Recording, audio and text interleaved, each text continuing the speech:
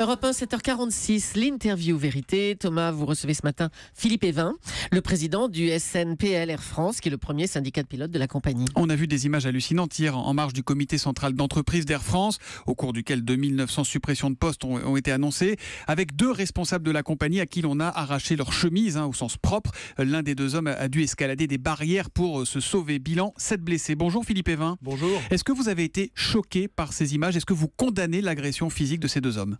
Effectivement, quand je suis rentré chez moi hier soir, j'ai été abasourdi de voir les images de ce qui s'était passé au cours de cette journée, parce que j'y ai assisté. Vous étiez à ce comité central d'entreprise? J'étais à ce comité central d'entreprise. J'étais dans la salle au moment des événements, mais j'ai absolument rien vu. Effectivement, ça devait être dans un petit endroit, un petit coin de la pièce. Et effectivement, j'ai été choqué par ces images. Donc, bien sûr, condamnation sans aucune réserve? Sans aucune réserve. Et toute mon amitié ce matin va à la fois à ce directeur des ressources humaines avec qui j'ai eu l'occasion de longtemps discuter, à ce commandant de bord qui a été matraqué et à la jeune hôtesse aussi qui a reçu des gaz lacrymogènes. Tous ces salariés d'Air France ont mon amitié.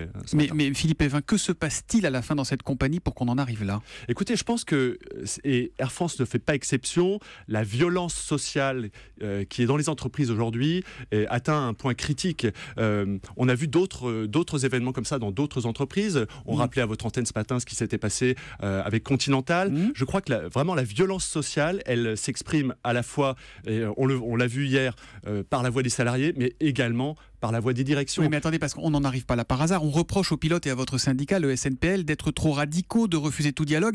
Est-ce que vous vous sentez une responsabilité dans cette escalade? Écoutez, vraiment, s'il y a un syndicat qui a tout fait pour participer aux négociations, c'est bien nous.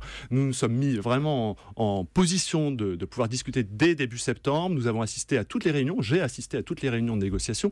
Je n'y ai vu, et je l'avais déjà rappelé, qu'il s'agissait d'une parodie de dialogue social. Je n'y ai vu ni Frédéric Gaget, ni Alexandre de Gignac, ni même le directeur des ressources humaines, M. Brosetta. Donc, vous savez, les pilotes eux vous reprochent, oui, ok, ils étaient autour de la table, mais ils n'ont pas voulu discuter. Ils restent arc-boutés sur leurs privilèges. Ils veulent pas faire d'efforts de productivité, contrairement aux autres.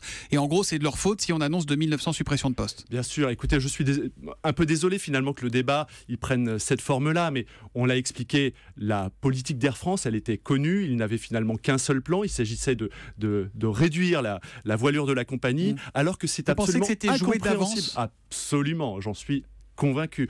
Vous savez, on a une longue expérience des négociations au SNPL. La compagnie Air France a beaucoup d'histoire en matière de négociations collectives. Et je vous assure, là, il y a eu un mensonge qui a été fait à tout le monde, d'ailleurs, aux Français, aux salariés d'Air France, mais également à l'État. Il n'y a pas eu de négociation. Et c'est pour ça qu'aujourd'hui, on appelle simplement ils vous ont demandé, on va pas rentrer autour de la table. Dans les détails trop techniques, mais ils vous ont demandé 17% d'efforts de productivité. Vous avez proposé environ 4%. Donc il y a eu des négociations qui n'ont pas abouti et peut-être des efforts qui n'ont pas été suffisants du côté des pilotes. Effectivement, on nous a demandé 17% dès le début des négociations et à la dernière réunion de négociation, la direction demandait encore 17%.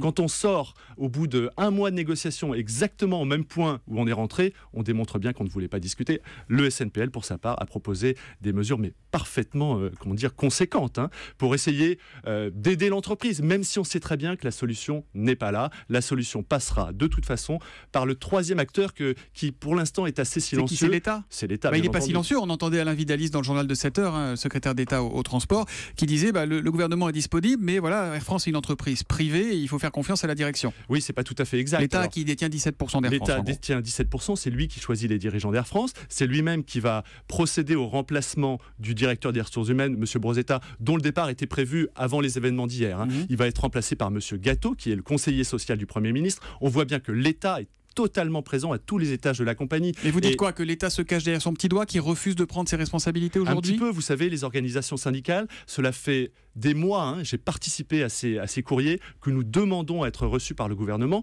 des mois sans réponse. Aujourd'hui, on en arrive là, mais il faut bien comprendre que cette situation-là, elle a été créée, ou plutôt on l'a laissée dériver gentiment.